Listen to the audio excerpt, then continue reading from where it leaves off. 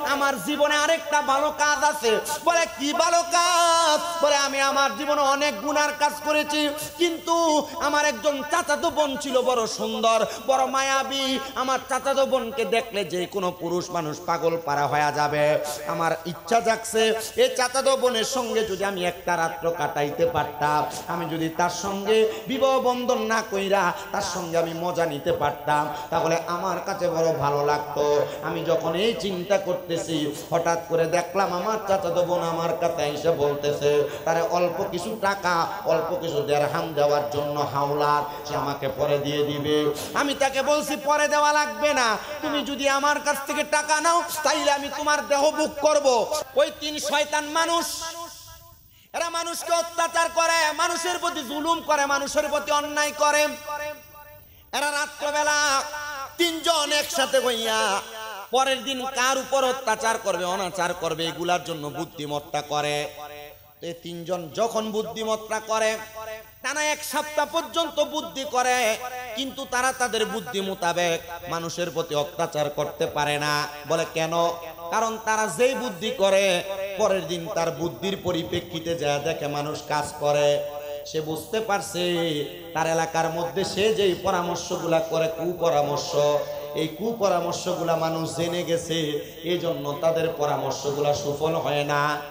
এই তিন সুট্টা বেড়া তিন নাড়া চিন্তা করলো এরা এই দুনিয়ার জমিনের মানুষের চোখের আড়ালে যাইয়া কোন জায়গার মধ্যে তাদের কুপরামর্শ করবে, মানুষকে যেন বিপদে ফেলাইতে পারে। এই তিনজন মিলা ঘোড়ার পিঠে উইঠা মাগরিবের নামাজের সময় টকবক করতে করতে এরা তাদের এলাকা চাইরা দিয়া বড় একটা পাহাড়ের গুহার মধ্যে প্রবেশ করছে। পাহাড়ের গুহার মধ্যে যাইয়া এরা নিয়ত করতে, এরা কুমন্ত্রণা করতেছে আজকে এই ব্যক্তিকে বিপদে ফেলা হবে, আগামীকালকে ওই ব্যক্তিকে বিপদে ফেলা হবে, এরপরের দিন ওই ব্যক্তিকে বিপদে ফেলা হবে। আর ওই এলাকার একজন আল্লাহওয়ালা ব্যক্তি আল্লাহ তাআলার কাছে হাত বাড়ায় দোয়া করে, আল্লাহ যে তিনজন ব্যক্তির কুমন্ত্রণার কারণে, অত্যাচারের কারণে এলাকার মানুষ শান্তিতে থাকতে পারে না, আপনি তিনজন ব্যক্তিকে হেদায়েত দান করেন। এবার আপনারা বলেন হেদায়েত দেওয়ার মালিক একজন, তিনি কে? আসতে বলছেন, আরো জোরে কন্যা, তিনি কে? ও বাবা, অত্যাচারীর অত্যাচার থেকে বাঁচতে চান কি চান না? জোরে কন্যা, বাঁচতে চান কি চান না? নাডার নাডামি থেকে বাঁচার দরকার আছে না নাই? ওই তিনজনের অত্যাচারের কথা শুই না আল্লাহ পাকের খাস নেককার বান্দা আল্লাহ তাআলার কাছে দোয়া করে, আল্লাহ এই তিনজনের অত্যাচারে আমার এলাকার মানুষ বড় অতিষ্ঠ, আপনি একটু খাস করে দোয়া করে দেন। দেখবেন আপনাদের এলাকার মানুষ যখন বিপদে পড়ে পেশোয়ারি দরবারের পিসা হুজুরের কাছে যায়, মহিষমারি দরবারের পিসা হুজুরের কাছে যায় দোয়া চায়, হুজুর একটু দোয়া করবেন, বড় বিপদে আছি, বড় অভাবে আছি, বড় টেনশনে আছি, মুসিবতে আছি, হুজুর আপনাদের তাহাজ্জুদ নামাজের দোয়ার কারণে আল্লাহ তাআলা আমাদেরকে বিপদ থেকে উদ্ধার করবে। দোয়া চান কি চান না? কথা কয় না, দোয়া চান কি চান না? ওই হুজুরও দোয়া করছে, আল্লাহ এদেরকে বিপদ থেকে উদ্ধার করেন, এদের বিপদ থেকে উদ্ধার করেন। এবার ওই তিনজন ব্যক্তি যখন কুমন্ত্রণা কুপরামর্শ করে, ওই কুপরামর্শ করার সময় তারা ওই গুহার মধ্যে আটকা পড়ে গেছে। একদিন না, দুই দিন না, টানা এক সপ্তাহ পর্যন্ত গুহার মধ্যে আটকা পড়ে গেছে। কেমনে পড়ছে জানেন? বড় একটা গুহার মুখ, ওই গুহার মুখের মধ্যে বড় একটা পাথর আইসা মুখটারে বন্ধ করে দিছে। একটা পাথর না, ওই পাথরের পেছনে আরেকটা পাথর গুহার মুখটা বন্ধ করে দিছে। দুইটা পাথর না, আরেকটা পাথর আইসা তিনটা পাথর গুহার মুখটা বন্ধ করে দিছে। ওই তিনজন চিন্তা করে, আল্লাহ আজকের 7 দিন কোনো খাবার নাই, কোনো পানি নাই, কোনো কিছু আমাদেরকে আহার করানো হয় না। আমরা জানি আমরা মানুষের প্রতি যে অত্যাচার করার জন্য নিয়ত করেছি, আপনি হয়তো আমাদেরকে এই গুহার মধ্যে ঢুকাইয়া শাস্তি দিয়ে মারতেছেন। আল্লাহ আপনার দরবারে মাপ চাই, মাপ চাইব, আমরা আর কোনোদিন গুনাহ করব না, আর কোনোদিন মানুষের প্রতি অত্যাচার করব না, মানুষের প্রতি কুমন্ত্রণা করব না। আল্লাহ আপনি আমাদেরকে আমাদেরকে আল্লাহর হস্তে মাফ করে দেন না। এবার এই তিনজন থেকে একজন ডাক দিয়ে বলতেছে, হে আল্লাহর বান্দারা, তোমরা তো সারা জীবন মানুষের ক্ষতি করেছো, এখন তোমাদের ডাক কবুল করা হবে না। মনে রাখবেন, কিয়ামতের আগ মুহূর্তে মানুষের দোয়া কবুল হওয়া বন্ধ হয়ে যাবে। মানুষের দোয়া কবুল হওয়া বন্ধ হওয়ার অন্য কোনো কারণ না রে, অন্য কোনো কারণ না। মানুষের দোয়া কবুল হওয়া বন্ধ হওয়ার কারণ হইল মানুষ গুনাহ করতে করতে গুনাহকে তারা গুনাহ মনে করবে না, গুনাহকে তারা গুনাহ মনে করবে না। আল্লাহর বান্দা এই তিনজনের মধ্য থেকে একজন ডাক দিয়ে বলতেছে, ও দুইজন মানুষ, সারা জীবন মানুষের প্রতি অত্যাচার করেছো, অনাচার করেছো, তোমাদের মাঝে এমন কোনো ভালো আমল আছে নাকি? ওই নেক আমল দিয়ে আল্লাহর কাছে দোয়া করো, আমার আল্লাহ তাআলা তোমাদেরকে দেখবা মাফ করে দিব। তিনজনের মধ্য থেকে একজন ডাক দিয়া কয়, আমি অন্য কোনো ভালো আমলের কথা বলতে পারবো না, আমার একটা ভালো আমল আছে। বলে, কি ভালো আমল? বলো বলো। অন্য কোনো ভালো আমল না, আমার বাড়িতে একজন চাকর চাকরি করার জন্য আসছে, তাকে আমি প্রতিদিন চাকরি করলে, আমার বাড়িতে কর্ম করলে আমি তার এক খুশি করে চাউল দিতাম। সে আমার বাড়িতে একটানা 30 দিন পর্যন্ত চাকরি করেছে, আমার বাড়ি থেকে সে 30 খুশি চাল নেওয়া যায় নাই। সে আমারে বলেছে, বাদশা, আপনার বাড়িতে চাকরি করার কারণে আপনার কাছে আমি 30 খুশি 30 কেজি চাউল পাওনা হয়ে গেলাম। তবে বাদশা, এই চাউলগুলো আমি নিব না, কারণ এই চাউলগুলা খাওয়ার উপযুক্ত আমার কাছে মানুষ নাই। বাদশা, আপনার কাছে চালগুলা রেখে দেন, আমি পরে আপনার কাছ থেকে নিয়ে যাব, আমানত রাখেন। কিন্তু আমরা সমাজে আমানত দূরের কথা, আমরা সমাজের ভিতরে একজন মানুষের কাছে যদি অল্প কিছুক্ষণের জন্য কোনো মাল রাখা হয়, এটা এখান থেকে ওইখানে হইতে দেরি হয় না। সোনারা বাংলাদেশে কথা কন্যা ঠিক কিনা? আছে না? আমার মুসলমানেরা মনোযোগ দেন। ওই চাকর ডাক দিয়া কয়, আপনার কাছে রাখলাম আমি আমার সামানটা, আমানত। কন্যা কি কথা? কন্যা কি রাখছি? আমানত বড় শক্ত জিনিস, আমানতের খেয়ানত করবেন না, বেঈমান হওয়ার সম্ভাবনা আছে, বেঈমান হবেন। আমানত কখনো খেয়ানত করবেন না। বাদশা বলে, আমার ভালো কাজ হলো, আমি আমার কাছে 30 খুঁটি চাউল রাইখা দিলাম, কিন্তু অনেক দিন হয়ে গেছে সে আমার কাছ থেকে আইসা চাউলগুলা নিয়ে যায় না। আমি দেখলাম চাউল, দেখবেন বেশি দিন যদি ড্রামের মধ্যে থাকে, এই চাউলের মধ্যে কেরি ফুক ধরে। আপনার কি ফুক কন? কেরি ফুক ধরে। ওই বাদশা বলে, ওই 30 কেজি চাউল আমি আলাদা করে একটা বস্তার মধ্যে, একটা ড্রামের মধ্যে রাইখা দিলাম। চাউলগুলার মধ্যে পোকা ধরে যাচ্ছিল। আমি চিন্তা করলাম, তার চাউলগুলা যদি নষ্ট হয়ে যায়, আমি আমার কাছ থেকে ভর্তুকি দিয়া তারে চাউলগুলা দেওয়া লাগবে। আমি চাউলগুলা বাজারে বিক্রি করেছিলাম। বিক্রি করার পর এই চাউলের টাকা দিয়া যেই টাকা হয়েছে, আমি বাজার থেকে একটা ছাগল ক্রয় করছি। ছাগল, ওই ছাগলটা লালন পালন কইরা, ওই ছাগলের বাচ্চা হইতে হইতে অনেক বাচ্চা। চিন্তা করলাম, এত ছাগলের বাচ্চা লালন পালন করা আমার পক্ষে সম্ভব না। আমি ছাগলগুলা বিক্রি কইরা বড় বড় 2টা গরু ক্রয় করলাম। আমি গরুগুলা লালন পালন করতে করতে গরু ও বাছুর দিতে দিতে এত বেশি হয়ে গেছে, আমি এগুলার টাকা দিয়া, দুধ বিক্রি করা টাকা দিয়া 2টা রাখাল রাইখা সুন্দর ঘর বানায়া একটা বড় খামারের মধ্যে আমি তার গরুগুলা লালন পালন শুরু করলাম। এমন একদিন ওই রাখাল আইসা আমার কাছে বলেছে, বাদশা, আমার চালগুলা মানে ফেরত দেন। আমি তখন রাখালকে বললাম, এই যে গরুর গোয়ালটা দেখতে পাও, গরুগুলা 2জন রাখা আছে, এগুলা তুমি নিয়ে যাও। আমারে রাখা ওই চাকর ব্যক্তি বলেছে, চাকরিওয়ালা বলেছে, হুজুর আপনি কি আমাদের সাথে এখন মজা করতেছেন? বলে, না না না, মজা করি না। বলে, আমি তো আপনার কাছে মাত্র 30 কেজি চাউল দিয়েছি, এগুলা কেমনে গোয়াল গরু পরিমাণ গরু হয়? বলে, মনে রাখবা, আমি তোমার চালগুলা বিক্রি কইরা নষ্ট হয়ে যাওয়ার ভয়ে আমি ছাগল ক্রয় করেছি, এগুলা বিক্রি কইরা গরু ক্রয় কইরা তোমারটাকে আমি উন্নতি করে দিয়েছি। ওই রাখালটা, ওই কাদেরওয়াল ব্যক্তিটা দোয়া করে, আল্লাহ, এই বাদশা দুনিয়াতে কোনো ভালো কাজ করছে কিনা জানি না, আমি গরিব মানুষ, পেটের ক্ষুধার কারণে সঞ্চয় করতে পারতাম না, জমাইতে পারতাম না, তার জন্য বিবাহ করি নাই, তার জন্য পরিবারকেও মায়া করি নাই। কিন্তু বাদশা আমার 30 কেজি চাউল দিয়া মোহাব্বত করে আমার মায়া কইরা গরুর গোয়ালের মালিক বানিয়ে দিছে। আল্লাহ, তুমি এই বাদশাটাকে মুসিবত থেকে উদ্ধার কইরো। এবার ওই 3 জনের মধ্যে একজন দোয়া করে, আল্লাহ, আমার অন্য কোনো ভালো কাজ নাই, তবে এই ভালো কাজের বিনিময়ে তুমি আমাকে এখান থেকে উদ্ধার করো। ওই লোকগুলা ডাক দিয়ে বলে, ও জগতের মানুষ শুনো রে, ওই দোয়াটা করতে দেরি গুহার মুখের মধ্যে যেই 3টা পাথর ছিল, একটা পাথর সরে গেছে। আমরা বুঝতে পারলাম মনে হয় আমার ভালো দোয়ার কারণে একটা পাথর সরে গেছে। গুহার মুখের মধ্যে 3টা পাথর, আর বাকি আছে 2টা পাথর। এবার আরেকজন বলে, ও বাবা, এই টাকার বিনিময়ে দেহ ভোগ করাটাকে পতিতালয়ের আড্ডাখানা বলে। বাংলাদেশের নারী সঞ্চয় আইন, নারী সংকলন আইনের মধ্যে, পরিষদের মধ্যে কয়েকদিন আগে কিছু নারীরা বলেছে দৌলতদিয়া সহ যত নারীরা দেহ ব্যবসা করে এইটাকে শ্রমের মর্যাদা দেওয়ার জন্য। আরে বাংলাদেশে যদি দেহ ব্যবসাকে শ্রমের মর্যাদা দেয় কোন সরকার, বাংলাদেশে যদি কোন নারীদের দেহ ব্যবসাকে শ্রমের মর্যাদা দেয়, ওই সরকারও বেশি দিন থাকতে পারবে না। এই জন্য আমরা কোরআন সুন্নাহ মোতাবেক যে আইন বাস্তবায়ন করলে নারীরা সম্মান পায়, আমরা সেই আইনের পক্ষে কথা বলি।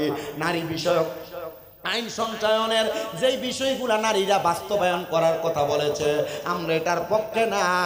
কারণ আমরা ইসলামকে মানি। ইসলাম বলে মহিলারা ঘরে থাকবে, মহিলারা দেহ ব্যবসা করবে না, নিজের দেহ অন্য পুরুষের মাঝে ফুটিয়ে তুলবে না। এবার আপনারা বলেন, নারীরা দেহ ব্যবসা করুক, এটাকে আপনারা চান নাকি? এ কথা বলেন, চান নাকি? 10টা আইন তারা প্রকাশ করেছে। এর মধ্যে একটা আইন হইল, কোন পুরুষ তার স্ত্রীকে বিবাহ করার পর তার স্ত্রীকে সে মন চাইলেই তার সাথে মেলামেশা করতে পারবে না, স্ত্রীর মন চাইলে মেলামেশা করবে, এটা কোন আইন হইতে পারে না। কোরআন সুন্নাহর আইনের বিরোধী এটা। কোন নারী দুনিয়ার জমিনের মধ্যে তার পুরুষের কথা মানি, তার স্বামীর কথা মানি না, চলবে না। তার নিজের ইচ্ছা মোতাবেক চলাফেরা করবে, এটা হইতে পারে না। মানে তারা নারী পুরুষ সমান অধিকার চাইছে, নারী পুরুষ সমান অধিকার। তো তারার কাছে আমার একটা আবদার হইল, বেড়া মানুষ রাস্তার পাশে দাঁড়ায় দাঁড়ায় প্রস্রাব করতে পারে, বেডি মানুষ তো রাস্তার পাশে দাঁড়ায় দাঁড়ায় প্রস্রাব করতে পারে না। তো পারলে যদি সমান অধিকার চাও, সমান অধিকারের আগে রাস্তার পাশে দাঁড়ায় দাঁড়ায় প্রস্রাব করে দেখাইতে হবে বেটাডিরে। কথা কন না কেন? এগুলা মহিলা হইতে পারে না, এগুলো হিজড়া টাইপের মহিলা। কথা কয় না, ঠিক কিনা? যদি কোনো মুসলমান দাবি করে, কেউ এই আইন বাস্তবায়ন করবে না। কথা কন না, ঠিক কিনা? ও বাবা, নারীদেরকে এমন ভাবে চলতে হবে, তাদের স্বামীর কথা মাইনা, স্বামীর আদেশ মাইনা, স্বামীর কথার উপর কথা না বইলা, স্বামীর কথা অমান্য না কইরা। কিন্তু বহু পুরুষ মানুষ তার স্ত্রীর অত্যাচার কথার মুখে ঠেলায় এই পুরুষ পরিবারের সাথে সুন্দর করে সময় কাটাইতে পারে না। এমন অনেক মহিলা আছে, স্বামী হাজার কষ্ট করে সকাল থেকে সন্ধ্যা পর্যন্ত কষ্ট করে বাড়িতে আসে, কিন্তু স্বামীর কানের কাছে ঘ্যান ঘ্যান ঘ্যান ঘ্যান করে। আপনারা বলেন, এই জাতের মহিলা সোনার বাংলাদেশে আছে না নাই? বহু মহিলা আছে, স্বামীর ইনকাম মাসে মাত্র 10-12 হাজার টাকা, কিন্তু মাসে মাসেই বেডির একটা থ্রি-পিস, একটা নতুন কাপড় কিনা না দিলে বেডির ভাল লাগে না। এই জাতের মহিলাও সোনার বাংলাদেশে আছে না নাই? আবার এমন অনেক মহিলা আছে, স্বামী বলে ঘরের বাহিরে যায়ও না, এই মহিলা প্রতি সপ্তাহ ওয়াই ব্রিজে না গেলে বেডির ভালোই লাগে না, ফুচকা খাইতে না গেলে ভালোই লাগে না, নতুন কুড়ে ঘরে না গেলে বেডির ভালোই লাগে না। আপনারা কন্যা কি জাতের বেডি আজ বাংলাদেশে আছে না না? ও আমার পর্দার অন্তরালের মা, আপনাদের কাছে বলবো গো মা, আপনাদেরকে কোরআন সম্মান দিছে, ইজ্জত দিছে, নবী সম্মান দিছে, ইজ্জত দিছে, হাদিস সম্মান দিছে, ইসলাম সম্মান দিছে। তোমরা পর্দা ছেড়ে যাও না, স্বামীর আদেশ অমান্য করো না, স্বামীরে দমক দিও না, শ্বশুর শাশুড়ির দমক দিও না। এবার আপনারা বলেন, নারীরা জান্নাতে যাওয়ার জন্য এই ভালো ভালো কাজগুলা করার দরকার আছে না নাই? এ আমার মুসলমান ইমানদারেরা মনোযোগ দেন। ওই লোকটা ডাক দিয়া কই, ও চাচা তো বোন, আমি তোমার টাকা দিতে পারি, তুমি আমার ফেরত দেওয়া লাগবে না। একটাই মাত্র কারণ, আমি এই টাকার বিনিময়ে তোমার দেহটা ভোগ করতে চাই। এবার ডাক দিয়া কয়, দেহ ভোগ করবেন ভালো কথা, দেহ ভোগ করবেন ভালো কথা, তাহলে আপনি আগে টাকা দেন, আমি আগামীকালকে আপনার কাছে আসবো দেহ দেওয়ার জন্য। মেয়েটার টাকা নিয়ে চলে গেছে। পরের দিন রাত্রবেলা তার চাচাতো ভাইয়ের কাছে আসছে। সে বলে, আমি আমার চাচাতো বোনের বুকের মধ্যে ধরে ধাক্কা দিয়ে আমার থাকার খাট খাটের মধ্যে ফেলে দিছি, আমি তার সঙ্গে মেলামেশা করব। এমন টাইমে আমার চাচাতো বোন আমার বুকের মধ্যে হাতটা দিয়া বলছে, এ ভাই আপনি একটু আল্লাহকে ভয় করেন।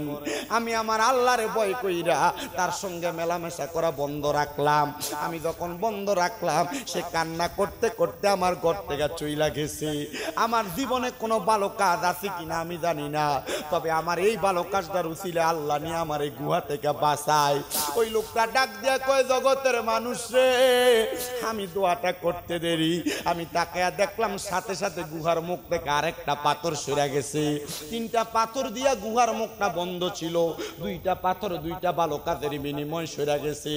এবার আরেকটা লোক বাকি, সামনেও আরেকটা পাথর বাকি। ওই লোকটা ডাক দিয়া কয়, আমার কোনো ভালো কাজ আমার কাছে আছে কিনা আমি জানি না, তবে আমার কাছে একটা ভালো কাজ আছে। আমার বাড়িতে আমি অনেকগুলা বকরি পালন করতাম। আমার বকরিগুলা পালন করতে করতে আমার বাড়ির মধ্যে এই বকরিগুলা যখন দুধ দিত, আমি বকরির দুধগুলা দহন কইরা আগে আমি আমার আম্মা জানকে খাওয়াইতাম। বকরির দুধগুলা দহন কইরা আমি আমার আম্মা জানকে খাওয়াইতাম। আমার আম্মারে খাওয়ানোর আগে আমি আমার স্ত্রী এবং সন্তান কাউকে বকরির দুধ পান করাইতাম না। ও জগতের মানুষ, আমি যখন হঠাৎ করে একদিন বকরির দুধ দহন করে আমার মায়ের ঘরে গেলাম, আমি তাকায়া দেখলাম আমার মা জননী ঘরের মধ্যে ঘুমায়া গেছে।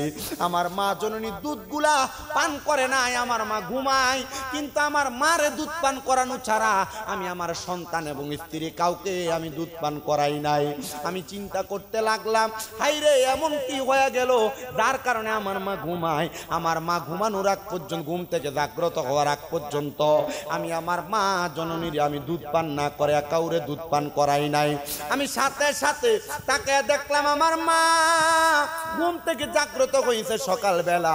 জাগ্রত হওয়ার সাথে সাথে আমি আমার মারে দুধ পান করাইয়া পরে আমি আমার সন্তান এবং আমার স্ত্রীরে দুধ পান করাইছি। আমি আল্লাহর দরবারে দোয়া করলাম, আল্লাহ অন্য কোনো ভালো কাজ লাগবে না, আপনি আমার এই ভালো কাজ দ্বারা বিনিময়ে আপনি আমার দোয়াগুলা কবুল করে নেন। আমার আল্লাহ তাআলা সাথে সাথে দোয়া কবুল করছে। দেখলাম গুহার মুখ থেকে 3টা বড় বড় পাথর সরে গেছে। আর আমার আল্লাহ তাআলা আমাদেরকে পাথর সরাইয়া আমাদেরকে এই গুহা থেকে মুক্তি দান করছে। মনে রাখবেন, হোমনা আলীপুরের বাবারা ভালো ভালো কাজ মানুষকে দুনিয়ার সকল বিপদ থেকে উদ্ধার করে। শুধু উদ্ধার করে না, উদ্ধার করে না, আমার আল্লাহ তাআলা ওই 3জন ব্যক্তিকে গুহা থেকে বাঁচাইয়া দিয়েছে। জোরে সরে পড়ি সুবহানাল্লাহ। আল্লাহ আল্লাহ কারবালা আর বিছায় দর জাহলা গো আমরা সইতে পারি না মারহাবা। আল্লাহ আল্লাহ মুহররমের 10 তারিখে ঘটল কি ঘটনা, মুহররমের 10 তারিখে ঘটল কি ঘটনা, কারবালা আর বিছায় দর জাহলা গো আমরা সইতে পারি না মারহাবা। আল্লাহ আল্লাহ হাসান শহীদ জহরেতে হোসেন কারবালা গায়, হাইরে হাসান শহীদ জহরেতে হোসেন কারবালা গায়, কারবালা আর বিছায় দর জাহলা গো আমরা সইতে পারি না।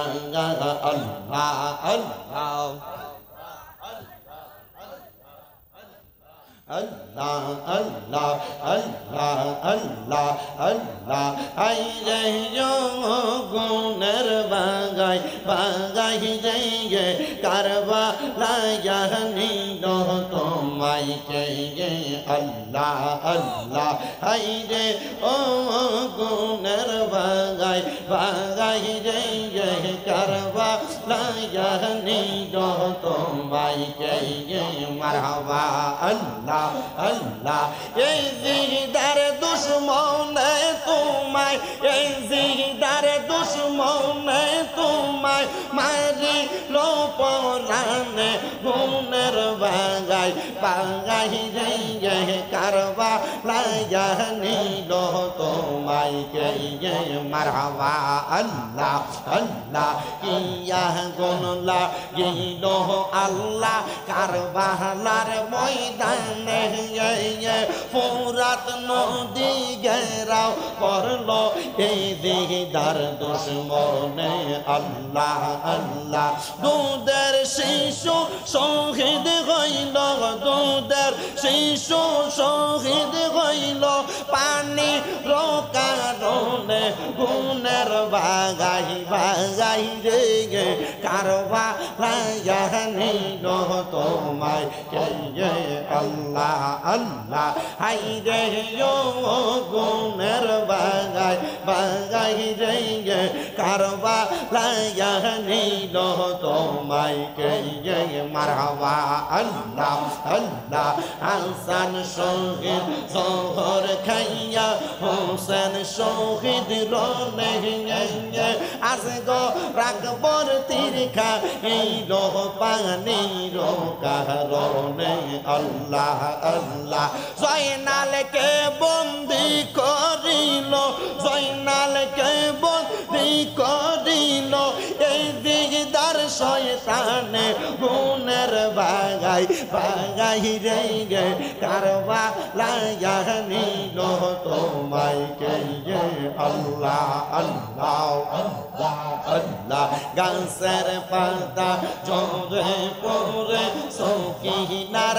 কান্দনে বিয়া কইরা গেল স্বামী কারবালার প্রান্তরে আল্লাহ আল্লাহ আপন স্বজন হারা হইল আপন স্বজন সারা হইল কারবালার প্রান্তরে গুণের বাগাই বাগাই রে কারবা লাইয়া নিল তোমায় কে আল্লাহ আল্লাহ আল্লাহ আল্লাহ আল্লাহ আল্লাহ হাই রে গুণের বাগাই বাগাই রে কারবা লাইয়া নিল তোমায় কে আল্লাহ আল্লাহ রাসূলুল্লাহ আমরার চোখের মনি মক্কি মাদানি রাসূলুল্লাহ আমরার চোখের মনি আল্লাহ আল্লাহ